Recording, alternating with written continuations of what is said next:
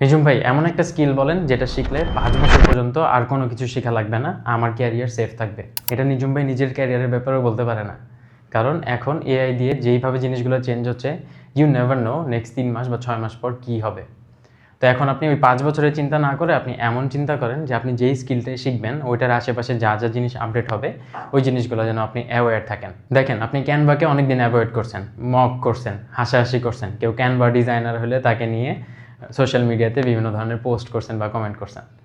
But Canva আপনাকে যতটা সময় দিছে ফটোশপ থেকে ক্যানভাতে মুভ হওয়ার জন্য, বা এখন ক্লায়েন্টরা যতটা সময় নিছে ফটোশপ থেকে ক্যানভাতে অ্যাডাপ্ট হওয়ার জন্য, এআই কিন্তু আপনাকে এত সময় দিবে না। অলরেডি আপনি দেখতে পারতেছেন 2-3 বছর আগে মিডজার্নি যেরকম রেজাল্ট দিত, এখন ওইটা চ্যাট জিপিটিই দেয়। এখন প্রত্যেকটা টুল রেগুলার প্রত্যেক সপ্তাহে আপডেট হচ্ছে। এখন আপনি রিয়েলিস্টিক ইমেজের মধ্যে পার্থক্য করতে পারবেন না যে কোনটা রিয়েল আর কোনটা এআই দিয়ে ক্রিয়েট করা। ভিডিওর মধ্যেও আপনি কিছু জিনিসের অসঙ্গতি না দেখলে হয়তো বুঝতেনই না যে এটা এআই। তার মানে নেক্সট 3 মাস বা 6 মাস পর এটাও ডিস্টিংগুইশ করা যাবে না যে কোনটা এআই আর কোনটা রিয়েল। তার মানে আপনি এত ফাস্ট পেসিং একটা ওয়ার্ল্ডে আছেন যেখানে যেই কোনো কিছু যেই কোনো সময় চেঞ্জ হয়ে যাইতে পারে। তো আপনি যদি ক্যারিয়ারের এমন একটা স্টেজে থাকেন যে আপনার চুজ করতে হচ্ছে যে কোন স্কিলটা দিয়ে স্টার্ট করবেন, দেন আমি রেকমেন্ড করবো আপনি আগে আপনার ডিজাইন স্কিল ইমপ্রুভ করেন, কারণ ডিজাইন স্কিল প্রায় সব কিছুতেই লাগে।